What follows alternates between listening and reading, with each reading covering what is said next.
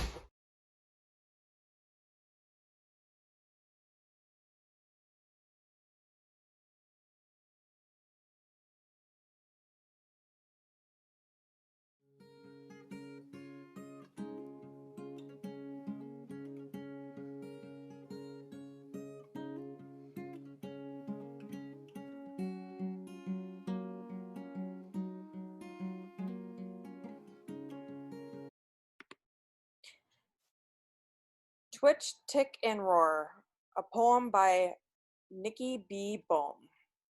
There are days where I wake up and I tick, twitch, and roar, not knowing what's in store. There are times in other days that are calm before the storm. When I enter the store, the glaring lights are brighter than they were before. I just want to get out of the store. The others snicker, stare, and glare. What's up with the woman over there? I look up with a warm smile, hoping that they will not notice for a while.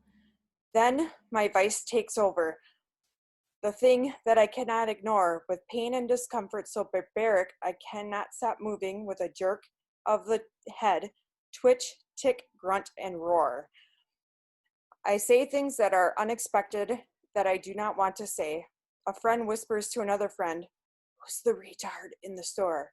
I blink and grunt with utter amazement and disbelief. The lack of acceptance is very weak. My nerves take over, and then I realize my vice is a blessing in disguise. My job is to blow people's minds. My vice helps others understand and realize that all go through trials and tribulations aside. So call me an inspiration, which is not true at all. You inspire me to be who I am, despite my tick, twitch, and roar.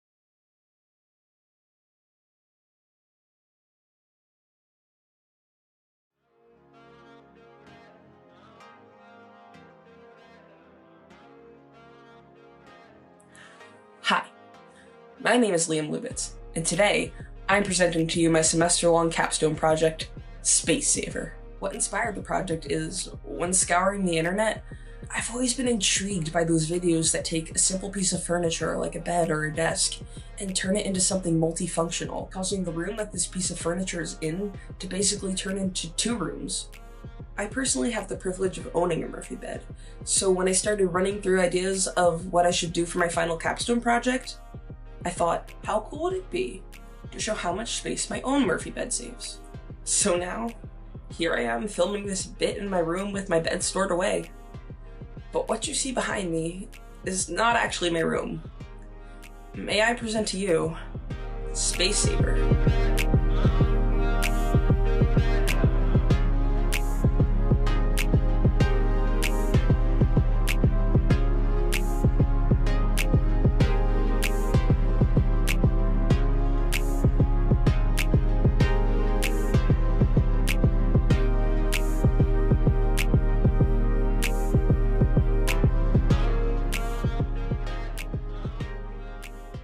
In the beginning, I started out with these sketches and measurements. I wanted to create a definitive asset list so I could schedule my time accordingly. I wanted to have the model all done and rendered at least 2 weeks before the due date to allow enough time for post-production. So what I ended up doing was designating 3 full days a week to work on only this project, and I divided my tasks among those days in a hierarchical order, starting with the more prominent objects first.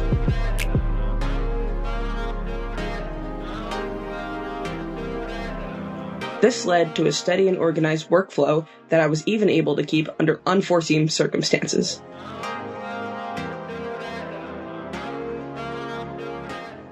In the end, I'm really proud of how this all turned out.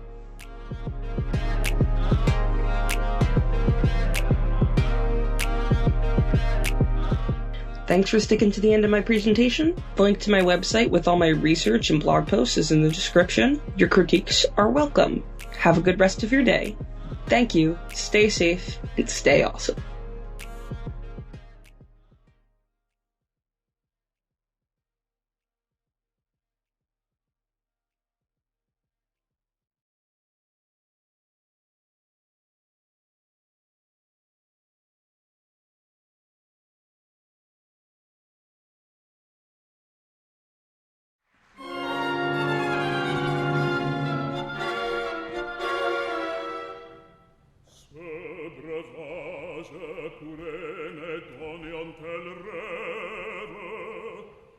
Je pourrais la revoir, contempler sa beauté,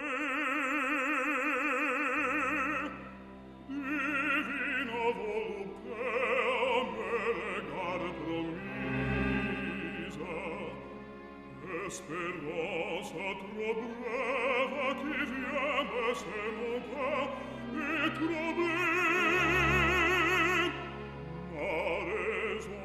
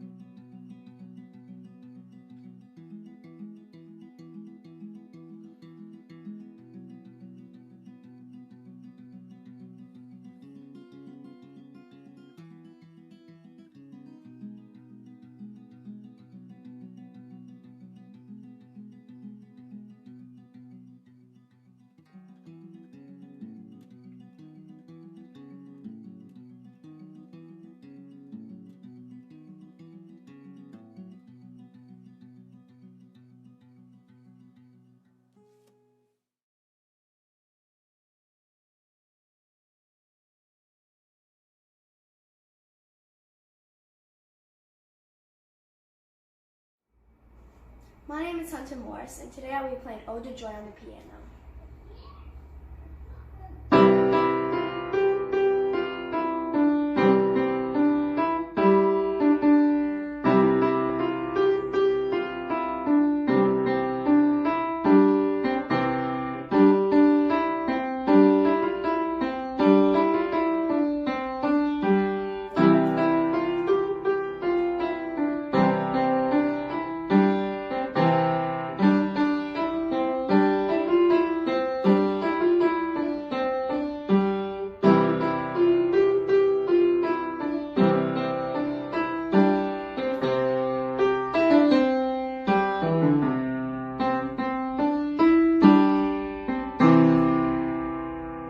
For my next song, I'm going to play Indian Dance.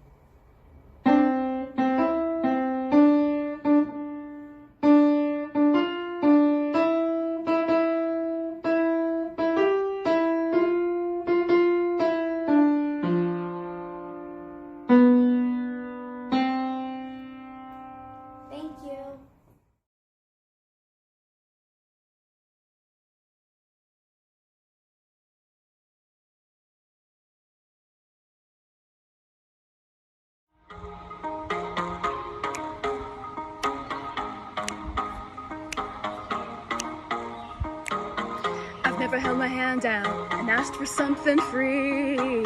I got pride I can roll out for miles in front of me. I don't need your help and I don't need sympathy. I don't need you to lower the bar for me. I know I'm superwoman, I know I'm strong. I know I've got this 'cause I've had it all along. I'm phenomenal and I'm enough. I don't need you to tell me who to be. Can someone just hold me? Don't fix me, don't try to change a thing. Can someone just know me? 'Cause underneath I'm broken and it's beautiful. I'm broken and it's beautiful. I'm broken and it's beautiful. I'm broken and it's beautiful. I'm broken and it's beautiful. Walking on the ocean, turning water into wine. We bear our emotion and pretend that we're just fine. The only way to live now is to know you're gonna fly. Don't listen to the lying liars and their lies. I know I'm superwoman, I know I'm strong. I know I've got this 'cause I've had it all along. I'm phenomenal, I'm enough. I don't need you to tell me who to be. Can someone just hold me? Don't fix me, don't try to change a thing. Can someone just know me? 'Cause underneath I'm broken and it's beautiful. I'm broken and it's beautiful. I'm broken and it's beautiful. Hey, I'm broken and it's beautiful. I'm broken and it's beautiful. Oh, I'm tired. Can I just be tired without piling on, all sad and scared and out of time? And I'm wild. Can I just be wild without feeling like I'm failing and I'm losing my mind? Can someone just hold me? Don't fix me, don't try to change a thing. Oh, someone just know me. 'Cause underneath I'm broken and it's beautiful. I'm broken and it's beautiful. I'm broken and it's beautiful. Hey, I'm broken and it's beautiful. It's beautiful. It's beautiful. It's beautiful. I'm broken and it's beautiful. I'm broken and it's beautiful. I'm broken and it's beautiful.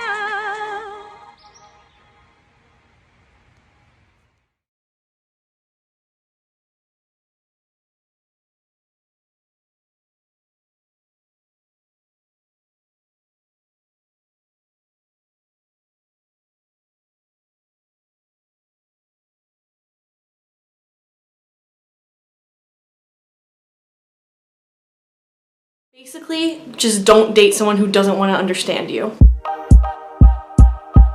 So, dating with Tourette syndrome, what a topic! I'm just gonna jump right into it. So since the beginning of high school, I've had 7 different boyfriends. So people with Tourette syndrome can date, and apparently can date a lot. But right now, I've been dating my current boyfriend for about 16 months, and it's going great. He's wonderful. I love him so much. But boyfriends over the years have handled Tourette syndrome a little bit differently, so I'm gonna go into some of my experiences with that. We'll just start off with the bad boyfriend. He's the only one of my exes that I do not like in any way. So to preface this, along with Tourette syndrome, I have OCD, anxiety, and depression, which are just, they're comorbidities of Tourette syndrome, so it makes sense. But this boyfriend that I'm speaking of, one time I was just hanging out in my old apartment's bedroom, just having a good night, and he sent me an article about video game addiction. And he said, "This is why I don't believe in that mental health stuff." We had been dating for a little bit at this point, and he knew that not only did I have a neurological disorder, Tourette syndrome, but I also had mental disorders. So he just was completely invalidating part of my identity and part of who I am and part of me. Also, while dating that same boyfriend, I went through this long phase where in the middle of the night, if anyone touched me, I'd start ticking a lot. So I told him about this. I expressed to him that I did not want to be touched during the night, or else I'd tick a lot, and that's not fun for me. It wakes me up more, and just generally it's not fun to tick a lot. So he didn't care. He touched me all throughout the night with his hands, with his arm around me, all of that. I would bring it up to him in the mornings and he'd be like, oh yeah, I forgot. Not only did he not care enough to make me comfortable, he just didn't care enough to the point where he would make me super uncomfortable. And he pretended that he was super supportive of my YouTube channel and everything I did and the work I did with Tourette syndrome related things. And maybe he thought he was, but how can you really be supportive if you don't even believe in that mental health stuff? So not all of my boyfriends were that bad. I was dating another guy actually after that guy. And I went through another weird phase where if I was touched in this part of my abdomen area, I would start doing my abdomen tick, like hard. And I told my boyfriend at the time about this, and he went out of his way to make me comfortable and made sure not to touch me there, and if he did it on accident, he was really apologetic. In high school, I didn't talk to my boyfriends much about Tourette syndrome outside of just that I had it and what it was. It wasn't really part of a lot of conversations, and I don't recommend this. I encourage talking about it, because if you don't really help your partner understand super well, then they won't understand super well. Current day, I'm with the most wonderful, loving boyfriend who I've chosen to live with. Tourette syndrome is part of our daily conversations, but mostly because I won't shut up about it. But he's part of the conversation too. He talks about it intelligently and he's really good about it. And the reason why he knows how to talk about it and he's so good about it is because I've talked to him about it a lot and educated him about it, which I recommend. If your partner can't accept that you have Tourette syndrome or doesn't want to talk to you about Tourette syndrome, then they're probably not for you. Okay, so in terms of intimacy, we're not gonna get into the nitty gritty, but holding hands can be kind of hard because I always have to do multiple ticks before I grab my boyfriend's hand, or when he grabs my hand, I usually have to pull away and then do a few ticks. They usually look like this. And then I can hold hands. Cuddling, although very pleasant usually, is really hard when my tics are bad. I am a horrible big spoon because I move my arm so much to do arm tics. I usually put my arm around my boyfriend and then I just have to immediately take it off, and then I try to keep it on for more than a few seconds, and it doesn't always work out great. And then kissing is normal, except sometimes I have to stop doing it so that I can do my coughing tic or other weird tics like this. What I recommend is talk to your partner about your Tourette syndrome very early, if not even before you are together. And don't filter yourself about it. And it'll just be much easier to let them know the facts early on. I also would not try to suppress your tics around your partner because, first of all, suppressing tics sucks. And if they don't know that part of you, then they don't know all of you. Basically, just don't date someone who doesn't want to understand you. Boom. I get that it can be hard. Trust me, I've been through it at least 7 times. I hope you enjoyed hearing my experiences and that you'll take some of my advice, but that's dating with Tourette syndrome. Thanks, Twitches. Bye!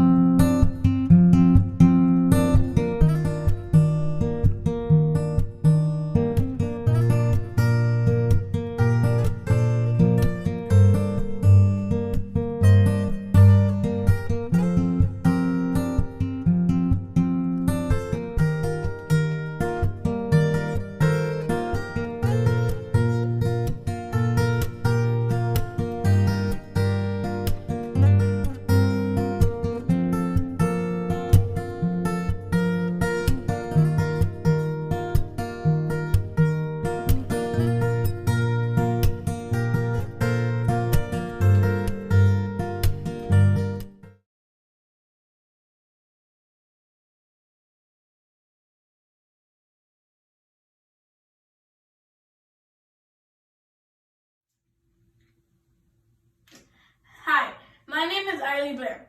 I am 11 years old. I was diagnosed with Tourette syndrome at the age of 5.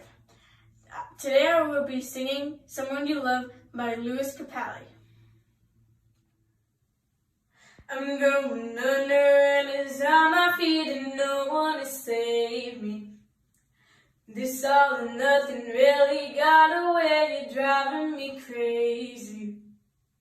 I need somebody to heal, somebody to know, somebody that I just to know how it feels. It's easy to say, but it's never the same. I guess I kinda like the way you help me escape. Another day bleeds into night falls, and you're not here to give me through it all. I let my guard down, and then you pulled the rug. I was getting kinda used to be someone you love. I'm going under and it's on my feet and no one to turn to. This all and nothing really got away, you're driving me crazy. I need somebody to know, somebody to heal, somebody that have just to know how it feels. It's easy to say, but it's never the same. I guess I kinda like the way you help me escape. Another day bleeds into night falls, and you're not here to give me through it all. I let my guard down, and then you pulled the rug. I was getting kinda used to be someone you love. And I didn't close my eyes, would it hurt someday? I'll fall onto your arms. I'll be safe with this sound till I come back around. Another day breathes into night falls, and you're not here to get me through it all. I let my guard down, and then you pulled the rug. I was getting kinda used to be someone you love.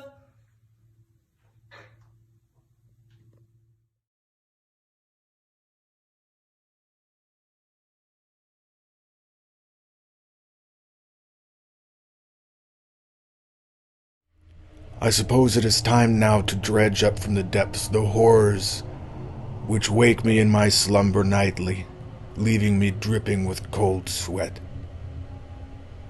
I was undeniably of abecedarian nature upon my employ at James Falk Lexus in a metropolitan burg just south of the eponymous hills to which was ascribed the moniker of Beverly. In the same way an archaeological dig unearths wonders and artifacts of eons long dead, so too did every day render unto me revelations regarding the markedly esoteric fields of logistics and transport. Naturally, I progressed, not unlike the prodigious Mozart, more specifically the Bildungsroman of his earliest years and meteoric rise. In but half a fortnight, I had learned every facet of my occupation. I was an encyclopedia with a missing page. Then, I did not know. I wish I could now forget the experiential knowledge of the foulest sort contained on said page. It, alas, was but a matter of time before my empty stomach and tired legs bade me rest.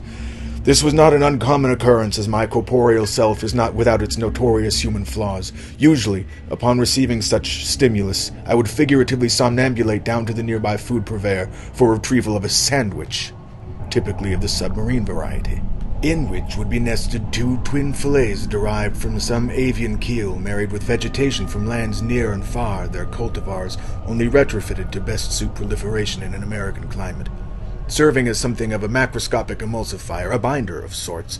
Through all solid matter there would exist a viscous solution of oil and spice known colloquially as ranch dressing. Ritualistic as I have been purported to be, a claim with which I am unable to wholly disagree, the items retrieved from the purveyor, clad in a forest green and obsidian black, did not much vary from day to day, save the binary determinant regarding my preference for my teeth either by a warm, dry crunch or soft, cool surface to be greeted.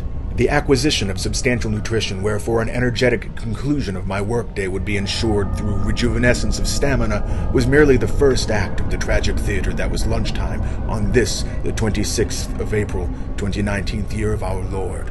The following second act was the catalyst for my transformation into my current state, one mineralized not unlike a mass of fossilized wood, vaguely emulating a human visage.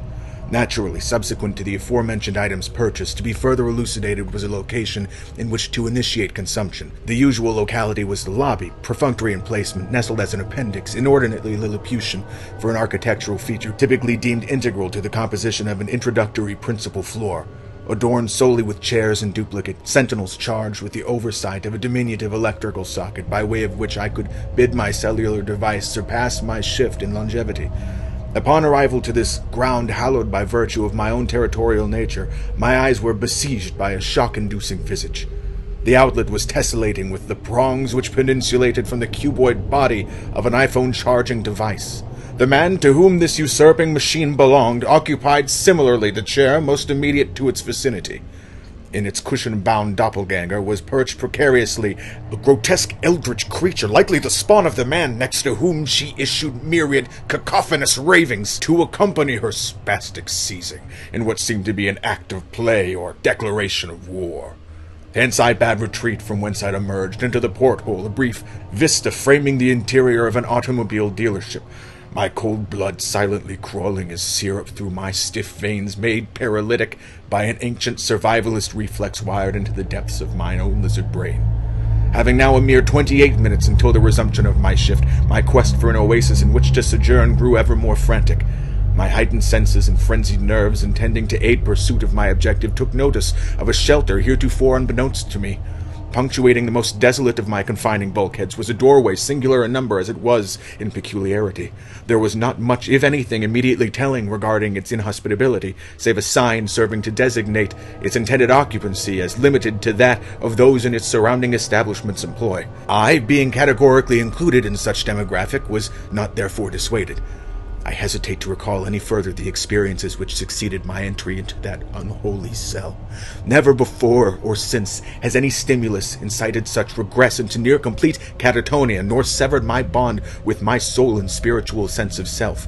I fear, however, that a venture to spare the reader from any detail too gruesome shall in fact have an effect to the contrary, for it is but natural to be so consumed by curiosity when a gap in understanding has been made evident. At least this is so in the world of academia, for the denizens of which I pen this cautionary account.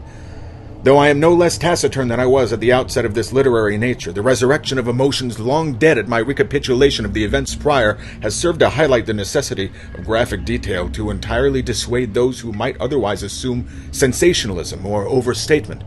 If you feel my uncommunicative nature to be evidence enough of the horrors below, I beg of you, retreat from the subject in full and never again entertain the notion of reenacting my folly. Upon my entrance into the break room, it became immediately evident that my lackadaisicalness had led me to my demise. My eyes began to well, obscuring my vision. In retrospect, this obfuscating layer of fluid may have been the sole agent responsible for the retention of my sight. The pungent swell was that of an odor suggesting that in some forgotten orifice lie the corpse of a man dead by way of suffocation on the vomit of thousands of swamp creatures engorged on junk food and fecal matter. The walls were all lined with symbols which I had initially thought to be runic in nature, or the ramblings of whatever sick cultist had, through some unholy ritual, thrust this miasma of madness upon the world. Upon further inspection, the symbols were lengthy and detailed scripts of an imperative nature, outlining a multitude of policies drafted in great detail by HR. Recalcitrant as I am wont to be, I couldn't help but wonder in a brief, merciful moment of lucidity whether stricter adherence to these policies would have mitigated the de-evolution of what must, at some forgotten point, have been a typical break room. Strewn about all surfaces horizontal was refuse of the most vile order. The biodegradable artifacts exhibiting evidence of having undergone extensive enzymatic degradation, undoubtedly the result of prolonged exposure to salivary excretions of whose origin only a cruel god may tell.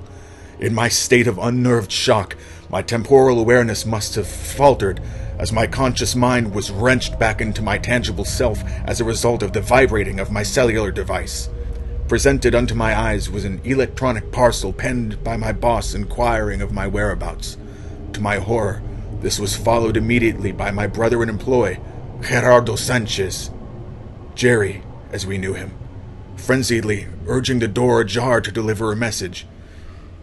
"Dude, Mike's looking for you," he began, his nervous and olfactory systems mercifully delayed in processing the apocalyptic smellscape around him. This small mercy was a finite one, however, as unbridled terror beset him, and he let forth a gut-wrenching scream, a cry unlike any hitherto uttered by inhabitants of our mortal coil. "Ugh, dude, it stinks in here." My ears bled at the sound. Jerry then ambled listlessly out of the room, but any intuitive onlooker could tell that he'd so desperately wanted to run. The poor soul, he has not spoken to me a word since. Granted, he had never spoken to me before then, either. At Jerry's behest, and taking advantage of this gasp of lucidity, I lurched hand over foot toward the door. After what may have been seconds or hours, I emerged, physically intact but otherwise permanently ruined.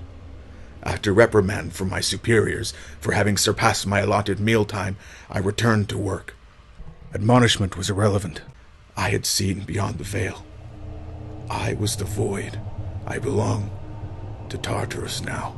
Please, I beg, of all who have read so far, do not tempt, do not dabble in that which you do not fully understand, for some evils surpass the boundaries inherent to the mortal realm. I leave you with the couplet from the mad Arab Abdul al-Hazred, who undoubtedly was eons ago familiar with the break room. That is not dead which can eternal lie, and with strange eons, even death may die.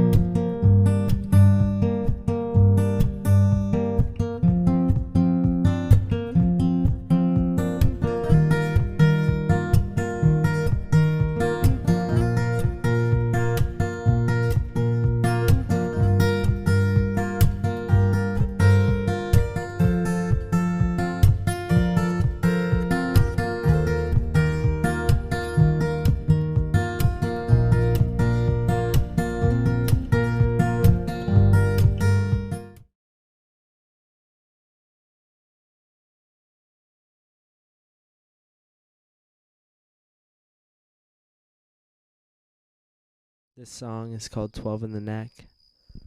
Made this with some friends, and it was the first song I ever wrote. And it showed me a lot of things. It showed me that I wanted to pursue music as a career and what I wanted to do. And it showed me that I didn't need to get Botox to try and suppress my tics and the muscles inside of my body. And it was so freeing for me. I got to connect with a lot of people that feel that same pain of trying to hide whatever it is for them. And that's what the song means to me. It's just being free and being authentic and finding your love inside of you to fully express who you are without trying to hide it. And after 10 years of knowing I've had Tourette's, I finally was able to share about it through a song, and that was the best feeling in the world. So being able to relay this performance to others that have Tourette's like me and people who don't, I hope that's a powerful experience for you and can connect with that. So this one's called 12 in the Neck.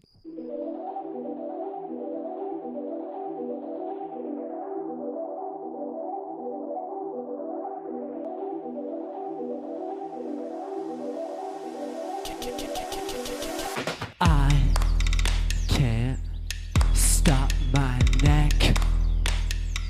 Feels like I'm locked in the cement.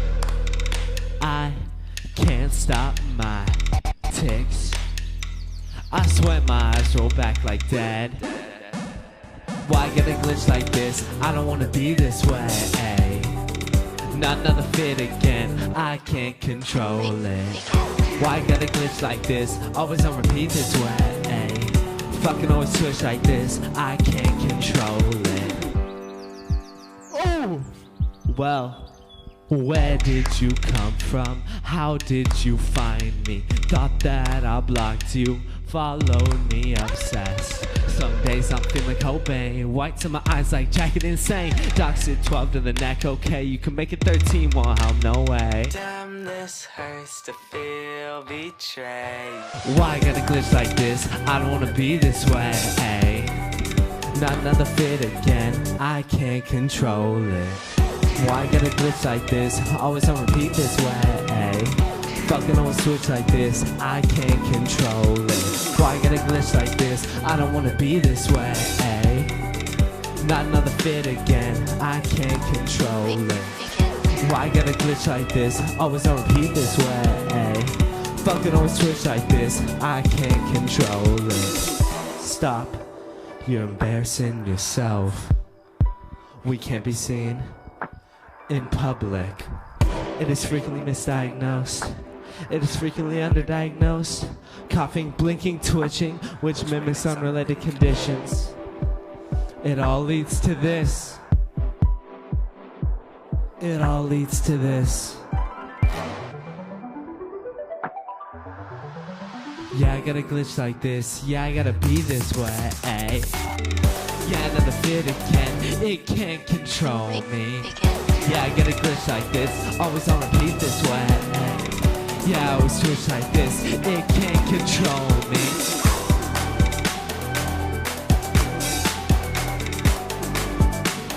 It can't control me. It can't control me. It can't control me.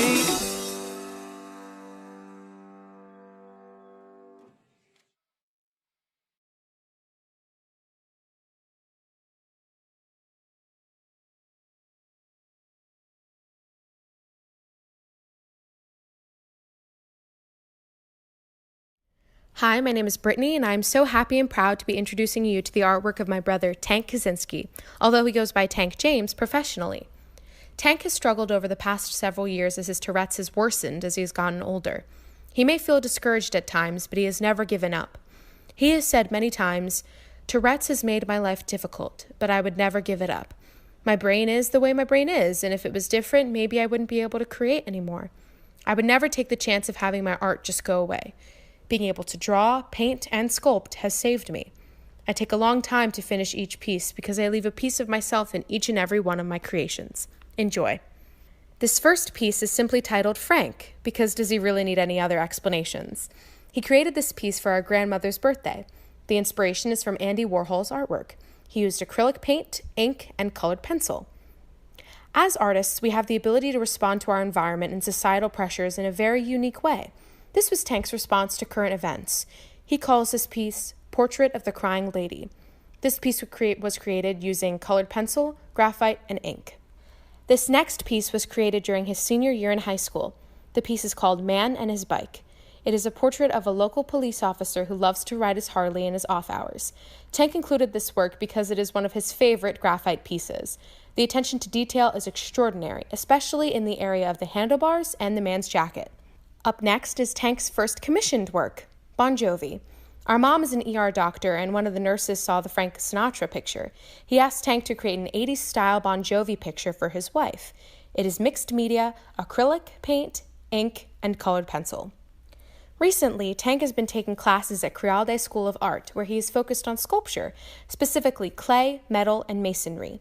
He has been fortunate to be learning from a gifted artist and mentor, David Cumby, who has worked in the entertainment industry. Tank has had the opportunity to learn how to weld in order to create metal sculptures. This next piece is titled Phoenix Rising.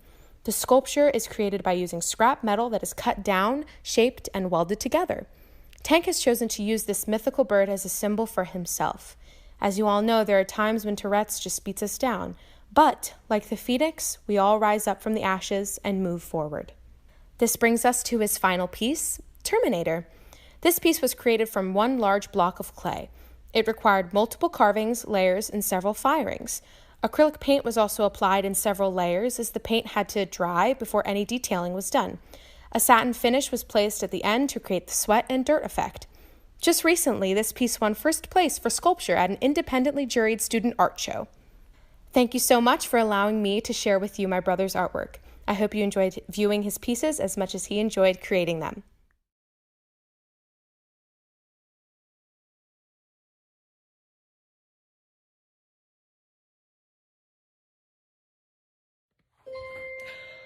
Whenever I see someone less fortunate than I, let's face it, who isn't less fortunate than I? My tender heart tends to start to bleed.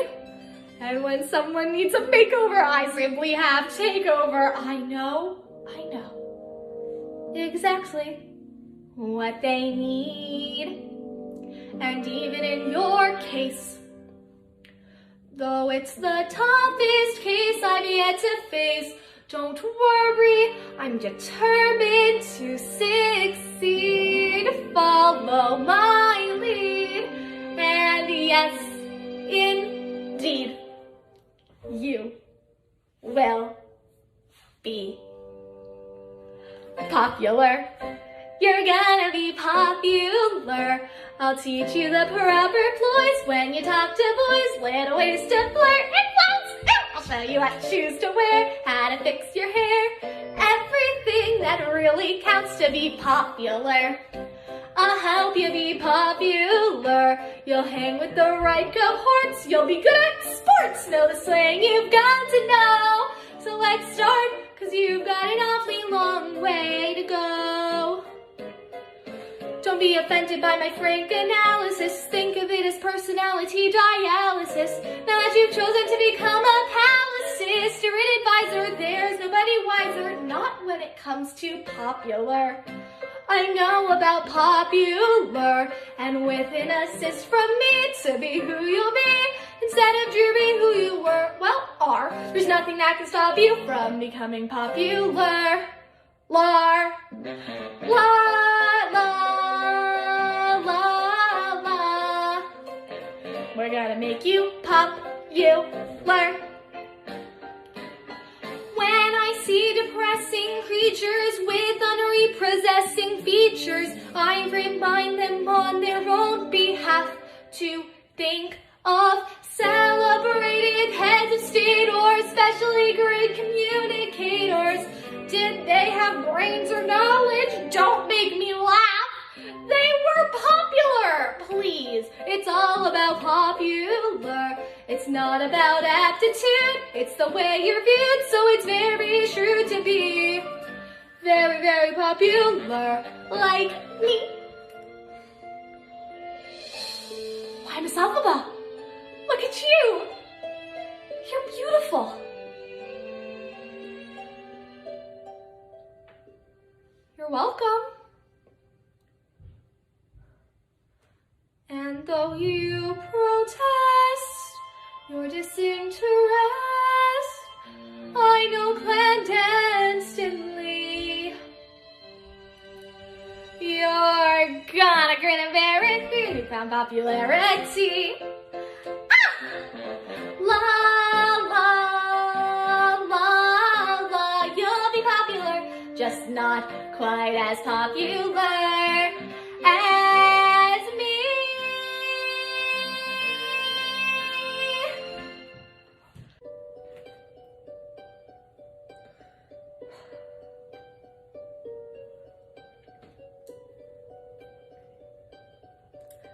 I saved every letter you wrote me.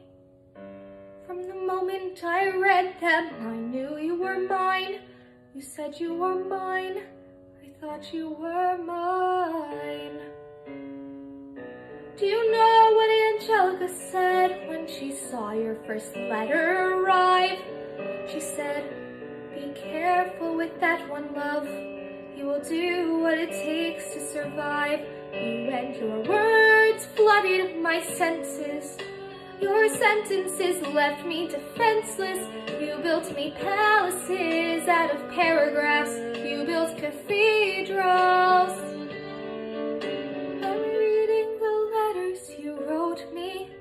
I'm searching and scanning for answers in every line, for some kind of sign of when you were mine. The world seemed to burn.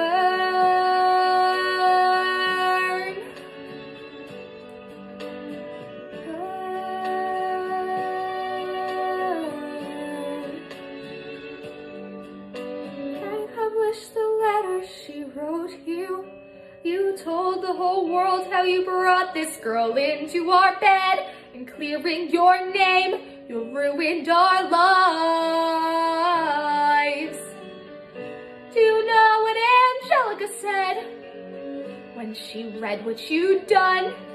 She said, you have married an Icarus. He has flown too close to the sun. You and your words obsessed with your legacy. Your sentences border on senseless, and you are paranoid in every paragraph how they perceive you.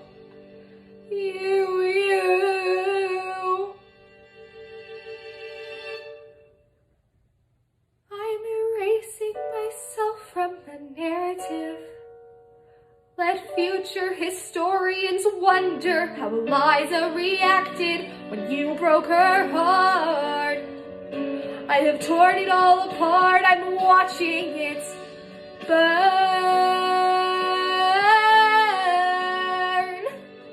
Watching it burn. The world has no right to my heart. The world has no place in our bed. They don't get to know what I said. I'm burning the memories, burning the letters that might have redeemed you. You forfeit all rights to my heart. You forfeit the place in our bed. You'll sleep in your office instead, with only the memories of when you were mine.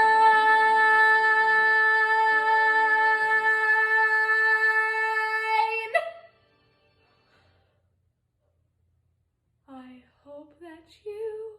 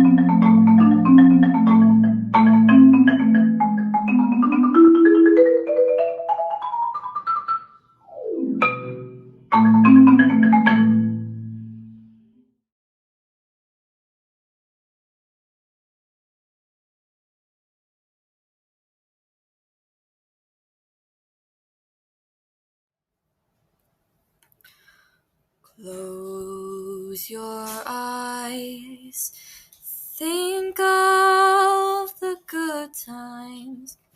Remember the last from those close to you. Hold them close and never let go. Remember the good times. Don't ever let them go. Those things will keep you afloat. 'Cause so far away in different worlds. Remember all the good times and remember all the bad. So far apart we start to hear voices in our heads. They say to forget them. They say this 'cause they want us to start to wash away. So hold them so close and you'll never wash away. 122 days without seeing you. 122 days without seeing friends. 122 days without no school. 122 days of not seeing a face. 122 days of going insane. Remember all the good times and remember all the bad. 'Cause so far apart we start to hear voices in our head. And they say to forget them, just to waste away. 'Cause if you don't start to hold them, then you'll never wash away. So one day soon I'll be with you. And I'll hold you close. And I'll see you all, and I'll feel the light on my face, in hopefully less than 122 days.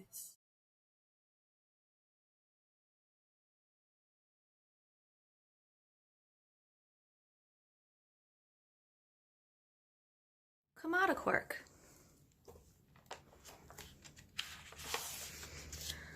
Alright, let's get down to the nitty-gritty. You're obviously here to have a chat about those things. What things? You know, those things that make people think, speak, and act thingishly. Hold on, let me sure I'm making sense here. You know, terms can be so technical these days. Why don't we just call these things comedic works? Yeah, there we go. Well, tell me, what's your comedic work? What does it make you do? Or what does it feel like? How do you do it? Oh, pardon my manners. Here I'm questioning you, and I haven't even mentioned my comedic work. My comedic work is that I twitch. Well, actually, they're called tics. Oh, I'm not talking about the bug. Goodness, no. I'm talking about how it feels when my body twitches. I guess, well, it just happens like an overpowering urge to breakdance. Except I actually look like this. And it doesn't happen all the time. Just usually when I'm really excited or anxious about something. And it could happen anywhere, like during dinner with my family. Are you all right? You're shaking the entire table. Oh, I'm just super excited for camp in a few months. Or randomly during school. And that concludes our dinosaur unit. Are you all right? Oh, just practicing my T-Rex impression. Ah, very good. Well then, moving on. T-Rex what? Oof. More like I'm nervous for our math test tomorrow, but as if I was going to announce that to the class. Oh, and don't even get me started on this one. Apparently I look like I'm doing Morse code here. Well, so people have told me. Yeah, sure, 1 blink for a dot and 2 for a dash. What? No. Oy, well hopefully you got a good laugh out of all my comedic work mishaps. Oh, believe me, I think they're funny too. Most of the time. I mean, clearly I'm a fan of funny faces and all, but who really wants to be that kid in the class picture who twitches when the photographer says, say cheese? Know what I mean? Ugh, how embarrassing. So you see where I'm going with this, right? Like I said, I know I've got a pretty laughable commodic quirk, but on the flip side, it'd be great to actually understand why I twitch. You'd feel the same way, no? To my surprise, apparently there are doctors who help people understand stuff like this, and they're called neurologists. So that's who I went to see. Well, hello, may I come in? I'm a pediatric neurologist. Or better yet, I'm that smarty pants doc who knows all about brains and your nervous system, especially kids. All right, kiddo, let's have a look. Whoa, where are we? Why, your nervous system, of course. What are those things? Those are called nerves. They're responsible for sending neural signals throughout your body. And there's your brain. Well, here we are. If you go deep enough inside of your brain, you'll find that there are different neurons in different places, like motor neurons that control movement, or, yeah, open up. I've got a couple questions for you. Whoa! You said it. It looks like you've got quite a bit of extra L-DOPA. L who? L-DOPA. Levodopa, actually. L-DOPA for short. It's what's causing your tics. You mean to tell me that these little guys are what are making me twitch? Precisely. You see, your brain is a part of your nervous system, which uses these zippy little things called neurons to send and receive signals throughout your body. So, say you touch a hot pan. Neurons from your hand transmit the hot sensation you feel to your brain, which responds by telling, or firing, another neurosignal to your hand, making you move your hand away from the hot pan. There are many chemicals in your brain that influence how these neurons act. Sometimes, having too much of a certain chemical in your brain can cause neurons to fire more often. In your case, it seems that your brain is producing a lot of extra L-DOPA, which end up getting loaded onto motor neurons, making them fire more. And, well, then you twitch. You just notice it more when you're excited about something because it happens more often. Oh, how rude of me. I bet you're wondering what L-DOPA does. It's the chemical responsible for becoming dopamine in your brain. Ironically, dopamine has a completely different function in your brain, so we can discuss that another time. You know, there are many chemicals that, depending on their amount, can cause different commodic quirks. It's important to know, though, that sometimes a chemical imbalance in your brain isn't the only kind of thing that could cause a commodic quirk. There are many, many things that can affect how your nervous system functions, and you bet they've all got smarty pants names, like histamine, which has to do with allergic reactions, or rather your immune system, or insulin, which has an effect on the amount of sugar your body can handle, and even norepinephrine, try saying that one 5 times fast, which has to do with feeling anxious and stressed and other things. So you see, these kids do and go through the same thing any kid would. But with so many kids and so many brains, it's only natural for these thingish things and commodic quirks to develop. After all, life would be pretty boring without them. So basically, no one really has the same brain chemistry as anybody else? That's right, no two brains are the same. Once you get past all the nerves and goo, your L-DOPA is just what makes you, you. You'd better hurry on back or you'll be late for school. Wahoo! Come back soon. Wow, that was really something. Well, I guess I'm off to school. It's picture day.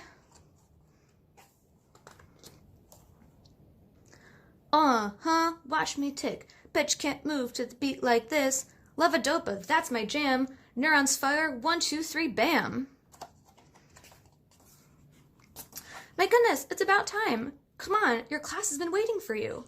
Oops, I'm coming. Say cheese. The end.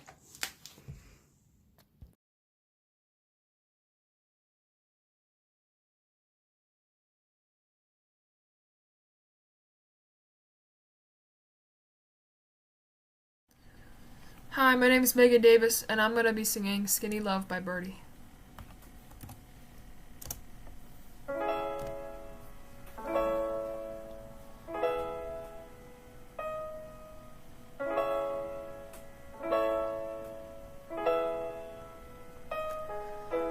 Come on, skinny love, just last the year. Pour a little song we would never hear. Mama,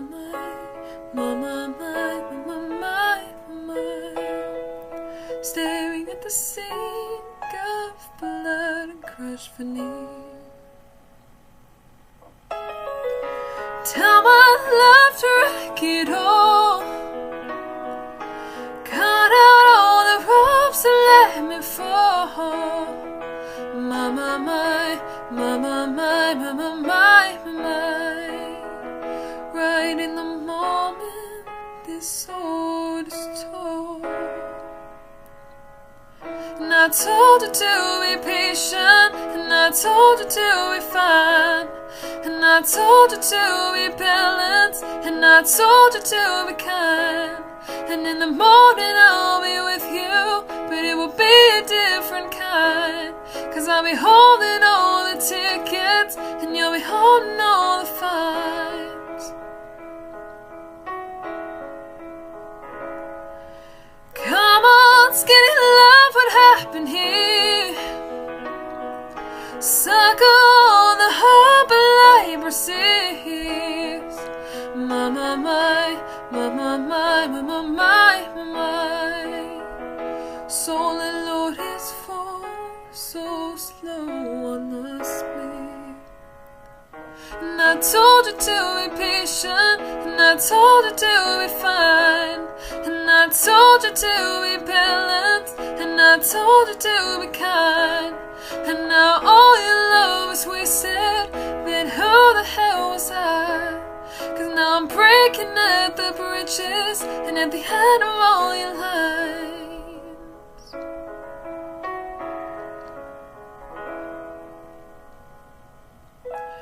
Who will love you?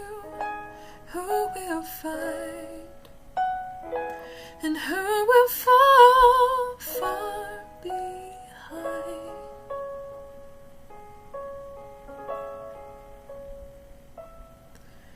Come on, skinny love.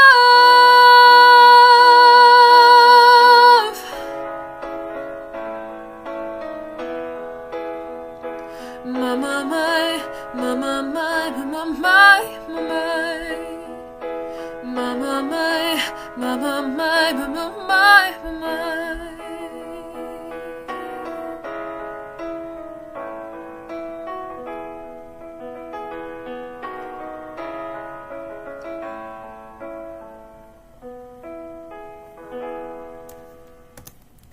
Thank you.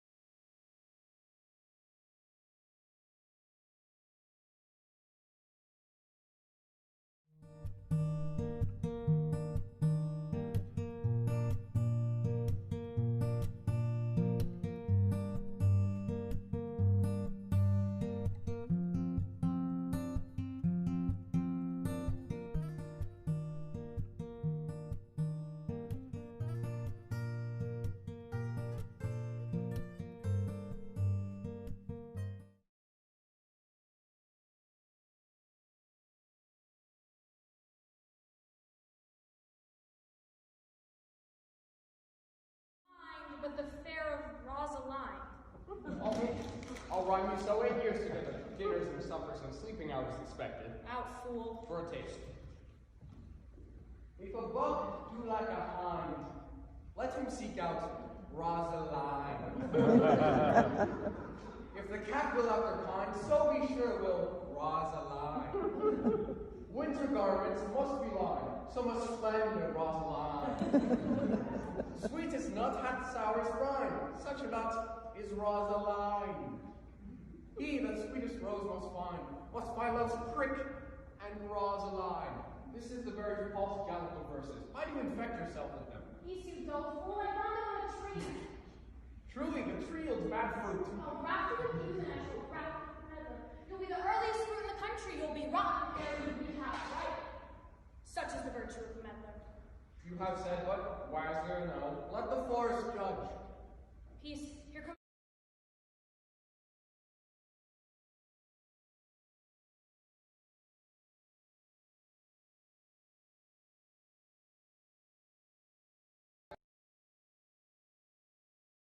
Yeah.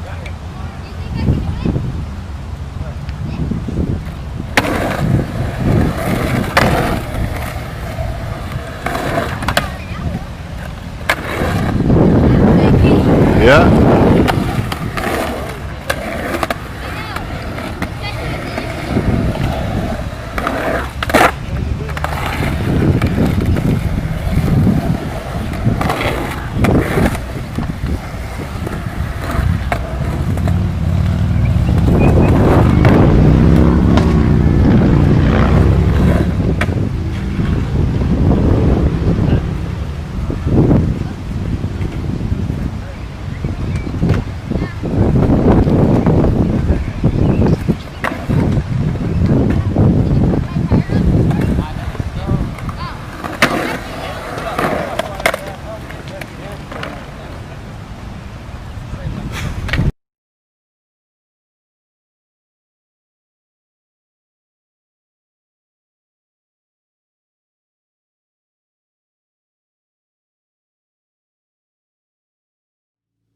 Hi there, my name is Grace Taylor. I'm 14 years old, and today I'm going to be singing a song that I wrote called Here I Am.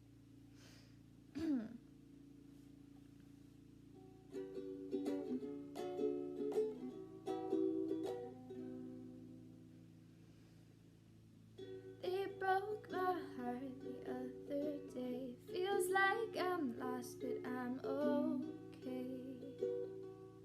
I hope. My hopes were high the other day. They say goodbye, but I'm okay.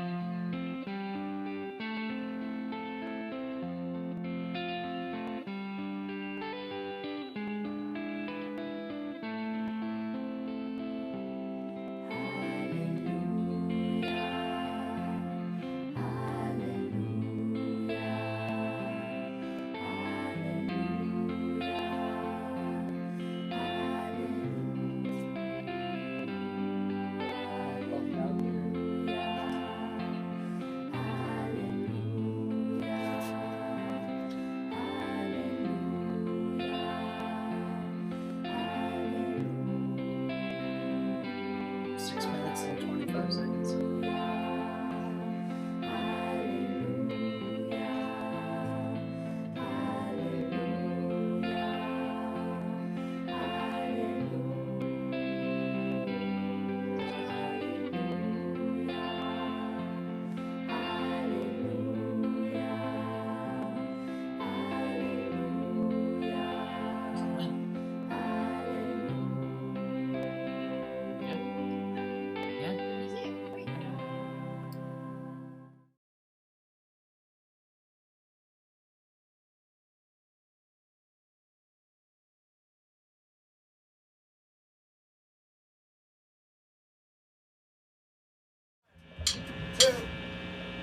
Two,